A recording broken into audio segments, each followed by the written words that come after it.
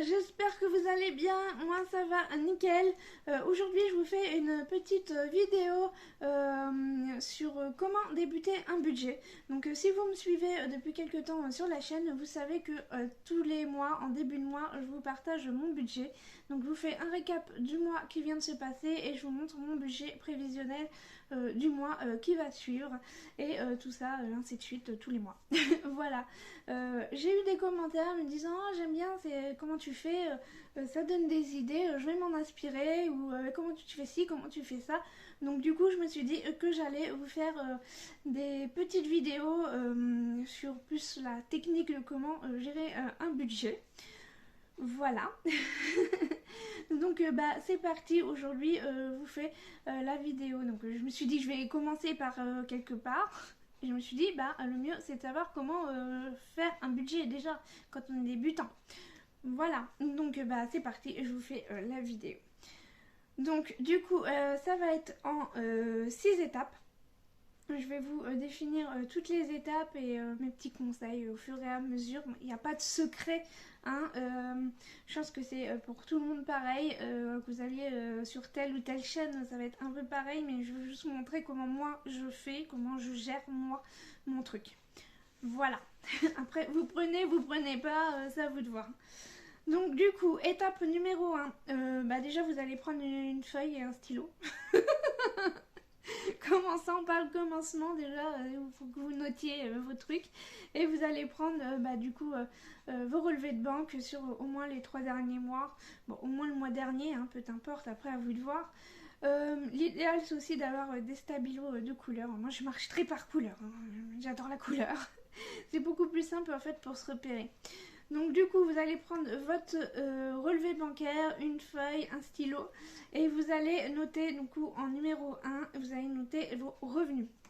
Donc tout ce qui rentre dans votre foyer tous les mois. Donc le salaire, la pension alimentaire des enfants, les allocations de la CAF, voilà, donc tout ce qui rentre.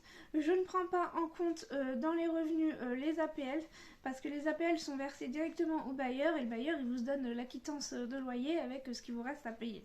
Donc voilà, enfin moi ça a toujours été comme ça, donc du coup j'ai jamais noté mes APL, ça sert à rien. Voilà. Je ne prends pas en compte aussi les rentrées d'argent exceptionnelles. Qu'est-ce que je veux dire par là? Par exemple, vous faites du parrainage bancaire. Donc vous avez 100 € qui est rentré sur votre compte, mais c'est pas forcément tous les mois que vous faites du parrainage. Donc cet argent-là, les 100 € de parrainage, après c'est aussi les trucs Vinted, les brocantes, les primes de travail.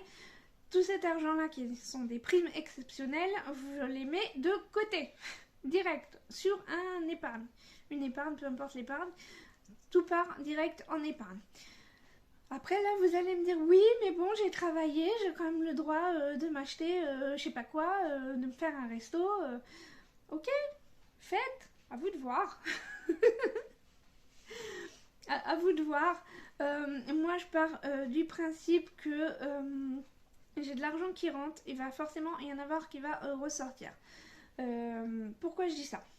J'ai posté un post sur Instagram et Facebook où je vous montrais en fait que j'avais reçu, en fait j'ai déménagé début décembre, on m'a remboursé ma caution de mon ancienne maison, pardon. On m'a redonné de l'argent de chez Engie, donc électricité, on m'a redonné de l'argent de l'eau, et puis 2 mois plus tard je reçois une facture avec abonnement et ouverture de compte de mon compteur d'eau de cette maison là, et bim, 280 balles. Et j'étais bien contente d'avoir mis mes 300 boules de côté là pour pouvoir payer ma facture d'eau d'ouverture de compte. Donc voilà, donc pour moi je pars toujours du principe où la roue tourne et il y a une balance dans la vie et elle le sait, elle est là. On te donne de l'argent, on va t'en reprendre derrière. C'est obligé. Moi, chez moi, ça marche tout le temps comme ça. La roue tourne, quand on me dit la roue tourne, c'est pas pour rien, c'est vrai. Et vous ferez attention que c'est vrai que si vous arrive quelque chose de mauvais dans la vie, vous arriverez à quelque chose de bien derrière et ainsi et vice versa. En fait, le yin et le yang, si vous préférez, peu importe la philosophie de vie que vous avez, vous allez voir que si on vous donne de l'argent, on va vous en réclamer derrière. Pour moi, ça marche tout le temps comme ça. Donc du coup, l'argent que j'ai eu, eh ben, j'ai mis de côté et finalement derrière, on me l'a réclamé. Voilà. Donc c'est pour ça que je vous dis, si vous avez une prime ou une rentrée d'argent exceptionnelle, ne le dépensez pas tout de suite, mettez-le de côté pendant au moins quelques temps.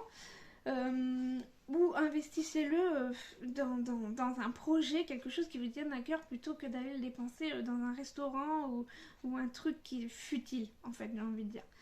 Si c'est vraiment quelque chose que vous rêvez depuis Mathusalem, allez-y, vous pouvez vous l'offrir, hein. De toute façon, après vous faites ce que vous voulez, hein, mais moi je fonctionne comme ça, c'est que si on me donne de l'argent, je le mets tout de suite de côté, ça part en épargne parce que ça me sert à faire un fonds d'urgence, et à moins que vous ayez déjà un grand fonds d'urgence et que vous ayez de l'argent, voilà, c'est quand même mieux d'avoir quand même vraiment de l'argent de côté pour les coups durs ou les imprévus, voilà, comme il fut il y a quelques temps avec ma facture d'eau. Voilà. Donc du coup, premier point, vous notez tous vos revenus, donc vous surlignez tous vos revenus au pire sur votre relevé bancaire, comme ça vous allez voir tous les mois ce qui rentre sur votre compte. Voilà. Ensuite, en deuxième point, vous allez noter vos charges fixes. Donc sur votre relevé, vous allez prendre une autre couleur et par exemple, je sais pas, en jaune, vous allez surligner tout ce qui est débité tous les mois sur votre compte. C'est pour ça que c'est important d'avoir des relevés sur les 3 derniers mois, comme ça au moins vous savez ce qui est récurrent sur votre compte. Donc bien sûr, vous notez le loyer, les assurances, la mutuelle, le téléphone, la box, les trucs comme ça, mais vous allez peut-être aussi avoir des surprises en vous disant bah tiens, j'ai 6 euros qui ont été prélevés là, c'est quoi? Et en fait vous allez voir que c'est un abonnement pour je sais pas quoi. Mais des fois c'est des petites sommes, des fois si on regarde pas ses comptes, on se rend pas compte en fait qu'il y ait des prélèvements pour rien. Des fois ça va être un magazine, ça peut être un abonnement sur Netflix, mais qu'au final vous regardez jamais Netflix. Bah ça après vous pouvez vous désabonner, ça vous fait toujours 7 balles de gagner. Voilà, donc tout ça vous le notez, et comme ça déjà vous savez tout ce que vous payez tous les mois. Déjà c'est une bonne base, parce que une fois que vous avez calculé vos revenus qui rentrent, vous enlevez tout ce qui sort, vous savez après combien il vous reste. Et encore c'est pas fini, parce que là on passe au troisième point. Le troisième point, ce sont les charges annuelles. Moi, je les compte tous les mois, je les divise en fait par mois pour que ça me revienne moins cher. Parce que les charges annuelles, quand je dis charges annuelles, ça va être la taxe foncière, les impôts, le ramonage de la cheminée, le bois de chauffage. Bon, je dis ça parce que moi j'ai une cheminée, mais ça peut être l'entretien de la chaudière, ça peut être... j'en sais rien, ça peut être l'entretien de la voiture, des trucs comme ça. Vous savez qu'au moins une fois par an, vous allez devoir payer telle somme pour si vous n'avez pas 300 balles là tout de suite sous la main, tout de suite vous allez vous retrouver dans le rouge parce que vous n'avez pas prévu cette facture là en compte, alors que c'est hyper important, alors que vous pouvez le prévoir. C'est des choses vraiment que vous pouvez prévoir. Donc moi par exemple... je prends le bois de chauffage, mais en gros, tous les mois de côté, je sais qu'à la fin de l'année, j'aurai 240 euros et que je pourrai m'acheter mon bois de chauffage. Je n'ai pas financièrement aujourd'hui les possibilités de payer 240 euros pour m'acheter du bois. Là, tout de suite maintenant, je suis au RSA. Même si je viens juste de créer mes entreprises, je suis au RSA. Je ne peux pas... c'est la moitié de ce que je gagne.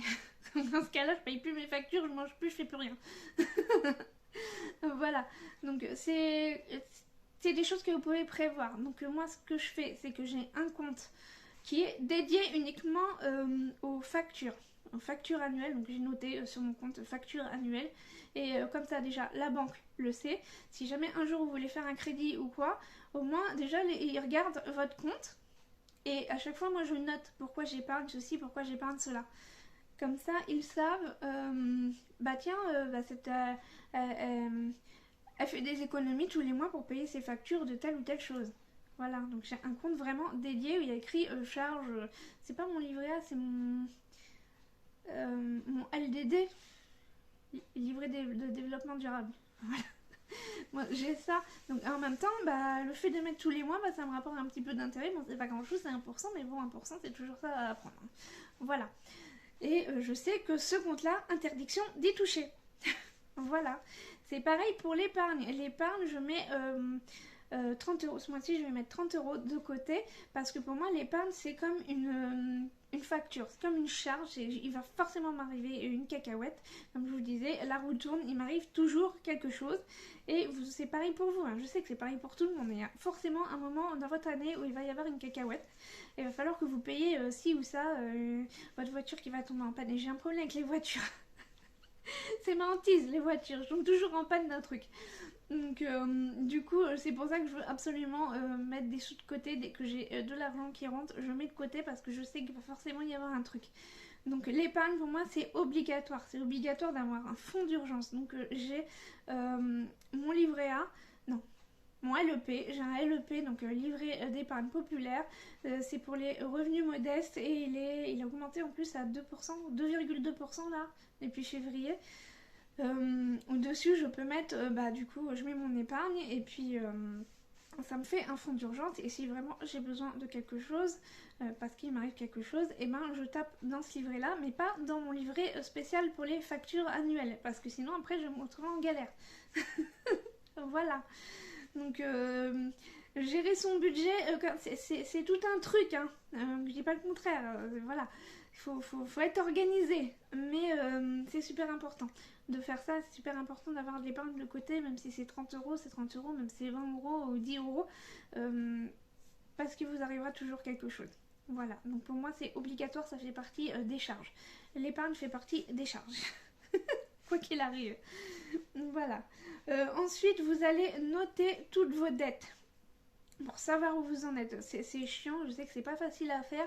Vous ouvrez votre application où t'as moins 800 euros, vous dites ah là là, j'ai moins 800 euros encore. Il y en a, c'est bien pire que ça. Il y en a, ils sont prêts à perdre leur maison, hein. Mais il faut le faire. Si vous êtes prêt à perdre votre maison, allez voir quelqu'un, hein. Regardez pas des vidéos sur YouTube, hein. Non, il faut vraiment se faire aider, faut pas avoir peur de se faire aider parce que je sais que c'est pas facile, hein. Moi je me fais aider pour des aides alimentaires, c'est pas facile et t'as honte, mais il y a un moment où il faut, hein. Un moment t'as pas le choix, hein. Donc je préfère me taper la honte plutôt que de perdre ma maison. Voilà, à choisir c'est quoi vos priorités. Donc notez toutes vos dettes, savoir où vous en êtes, de voir aussi avec votre banquier au pire comment, une fois que vous aurez fait votre budget, que vous pouvez mettre pour rembourser vos dettes. Le plus rapidement possible, d'aller voir votre banquier et lui dire voilà, je veux mettre tant pour rembourser telle dette, je veux mettre tant pour rembourser mon crédit conso, je veux mettre tant pour rembourser mon crédit voiture, mon crédit immobilier, patati patata. Après, c'est à vous de voir en fonction de votre budget, mais déjà la priorité c'est vraiment de noter toutes vos charges fixes, de gérer vos charges annuelles et de gérer votre épargne parce que c'est méga important. Une fois que vous avez fait tout ça, c'est pas fini. Vous avez, après ça va se passer en 2 étapes. Pour moi ça se passe après en 2 étapes. Il y a l'étape 5, du coup en tout, c'est les enveloppes épargne. Donc ça, les enveloppes épargne, c'est, je dis enveloppe, mais ça peut être une tirelire, ça peut être un livret d'épargne. Ce que vous voulez, à vous de voir votre façon de gérer. Donc les enveloppes épargne, ça va être tout ce qui est, pas facture, mais plus dans la partie loisirs. Voilà, mais que vous êtes quand même obligé de payer. Je sais pas si je suis très claire. En bref, il y a Noël et les anniversaires. Vous voyez? Ça, c'est des trucs, vous n'êtes pas obligé de faire un cadeau. Mais vous n'allez pas vous taper la honte à rien ramener. Voilà. Vous êtes invité à un anniversaire, bien sûr que vous allez ramener un cadeau, enfin, à moins que ce soit pas dans votre culture, voilà, mais bon, dans la logique des choses, quand on a invité à un anniversaire, on ramène un cadeau ou un truc, voilà, une plante, ou j'en sais rien, peu importe. Mais ça, c'est aussi des budgets à prévoir. En plus, encore pire quand vous avez des enfants. Vous avez des enfants. Mais il va être invité à toutes les fêtes d'anniversaire de tous les copains de l'école. Vous allez avoir 10 anniversaires dans toute l'année. Donc ça, c'est à prévoir. Faut vraiment prévoir ça. Moi, je ferai jamais d'enfant, hein. C'est mort, hein. Je pourrais pas prévoir tout ça. Non, mais je rigole. Je plaisante, mais c'est vrai que c'est des choses... en fait, c'est pas des factures, Mais c'est des choses qu'il faut quand même prévoir parce qu'il y a un moment, il va falloir que vous les sortiez les 10 balles, les 20 balles pour offrir le cadeau du copain ou offrir un cadeau à votre fils. Je sais pas, votre fils il vient dire ah, je veux un vélo pour mon anniversaire. Vous savez que le vélo vous en allez en avoir pour 100 ou 150 euros, que ce soit neuf ou d'occasion, peu importe. Hein. Bah ok, bah je vais peut-être, vous n'allez pas dire bah j'ai désolé, je peux pas. Bah, vous pouvez lui dire je peux pas, après les enfants ils comprendront, hein. Faut pas mentir aux enfants, hein, parce qu'après ils comprennent pas la valeur de l'argent. Il faut mieux être franc et dire je suis désolée je peux pas, mais je vais essayer pour l'année prochaine, ou pour Noël, ou j'en sais rien, plutôt que de lui dire bah non, non. Parce qu'il va pas comprendre, il va croire qu'il est puni. Je sais pas, enfin je pense. Enfin bref, du coup, si vous savez que votre fils il veut un vélo, il vous reste 6 mois pour économiser 100 balles, 120 balles, bah, vous savez que tous les mois vous allez devoir mettre 20 euros de côté dans une enveloppe ou sur votre livret, peu importe. Et comme ça, vous allez pouvoir lui offrir son vélo pour son anniversaire, il sera trop content. Et puis voilà, et puis vous n'aurez pas eu besoin de sortir 120 euros comme ça d'un coup. Donc c'est pareil pour Noël. Noël. Après, moi j'ai aussi une enveloppe jardin, maison et loisirs. Donc maison, c'est plus pour si je veux m'acheter quelque chose, ça va être je sais pas, un meuble ou un truc, peu importe. Et loisirs, c'est être, je sais pas, coiffeur, un resto, un truc pour me faire plaisir. Bon, après, j'ai pas des grosses enveloppes, mais après, c'est à vous de voir en fonction de ce que vous avez vraiment besoin, de votre façon de vivre. Forcément, tout le monde n'a pas un jardin, donc vous n'allez pas faire une enveloppe jardin. On est bien d'accord. Voilà. Donc voilà les enveloppes épargne et une fois que vous avez calculé tout ça, vous avez votre reste à vivre. Le reste à vivre, ça va être vraiment ce que vous avez besoin pour vivre, les courses, le carburant, tout ce que vous dépensez tous les mois. Donc je sais qu'il y en a qui font des budgets. Je parle toujours en enveloppe parce que moi je fonctionne, je paye en espèces, donc j'ai des enveloppes.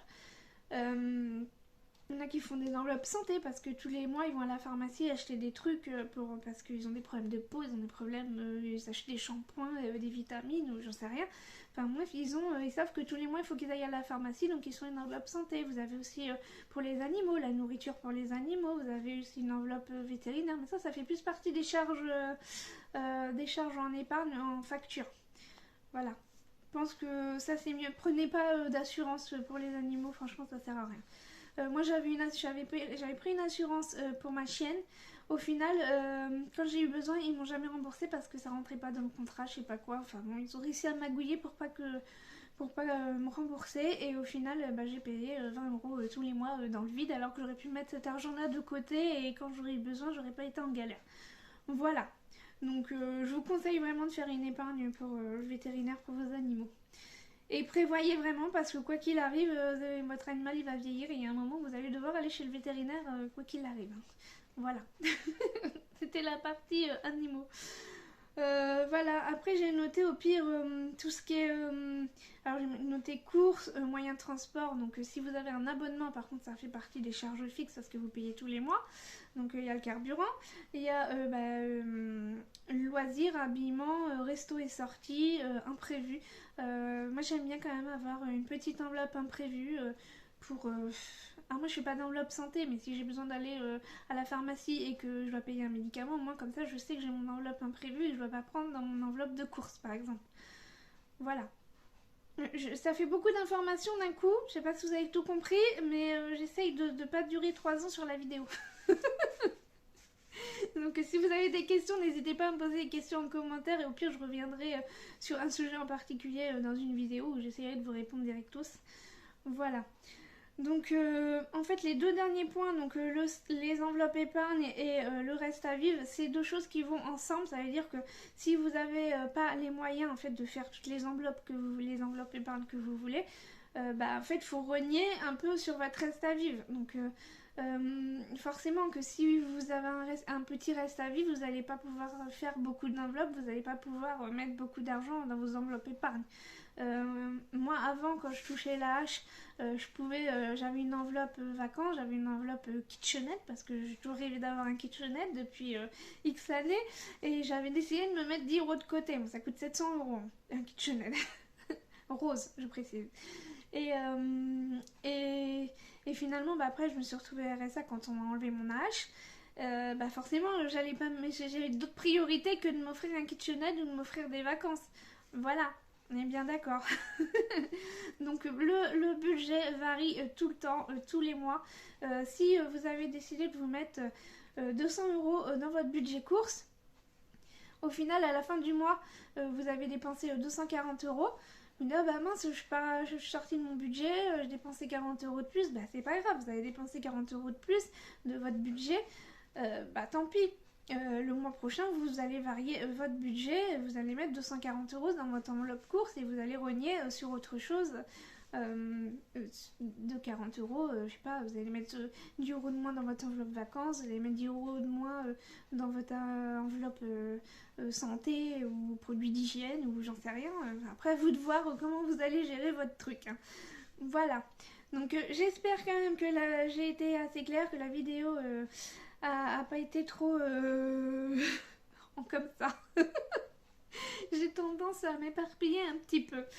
Donc je vais récapituler juste les points pour que ce soit clair un peu pour tout le monde. Du coup, premier point, on note les revenus, tout ce qui rentre dans le foyer.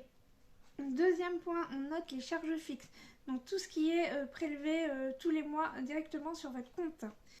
Troisième point, vous allez noter toutes les charges annuelles. Donc tout ce que vous payez à l'année, même si c'est 2 fois dans l'année ou 1 fois dans l'année, pour que vous puissiez mettre de l'argent de côté tous les mois et répartir en plusieurs sommes sur toute l'année au lieu de payer en une seule fois.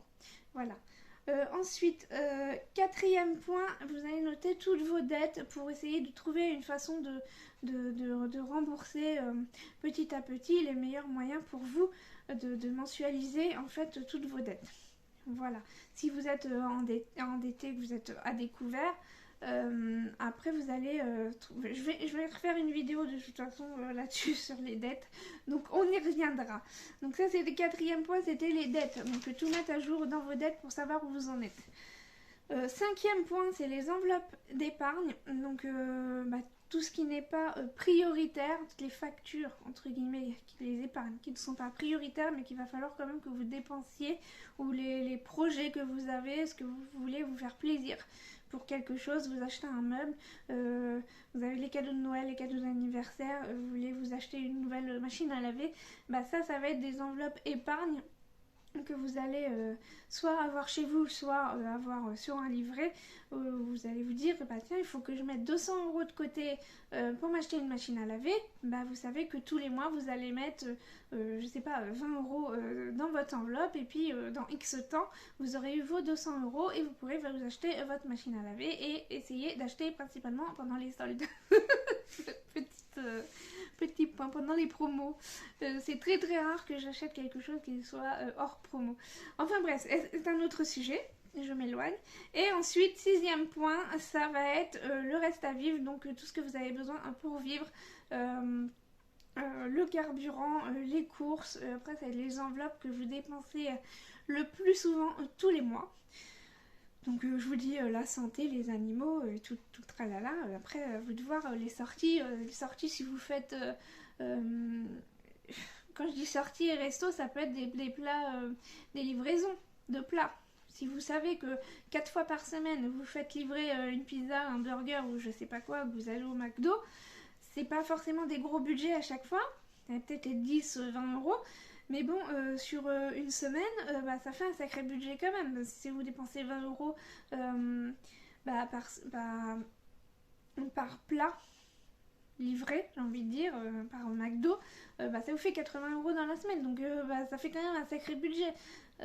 Si c'est 80 € dans le mois, vous dites, bon, au lieu de me faire 4, je vais en faire 3. Bon, partez pas directement, donc j'arrête complètement les restos, les machins, parce que vous n'y arriverez pas. Hein. Ça c'est clair et net, on ne peut pas passer du Coca Light d'un coup, quoi. Hein. C'est pas... Votre cerveau, il a besoin d'un temps d'adaptation. Hein. C'est un ordinateur, hein. Il faut qu'il fasse la mise à jour. Hein. Voilà, donc c'est juste pour vous expliquer qu'il faut y aller petit à petit. Vous n'allez pas y arriver d'un coup, le budget n'est jamais défini dans le temps. Là, il y a forcément...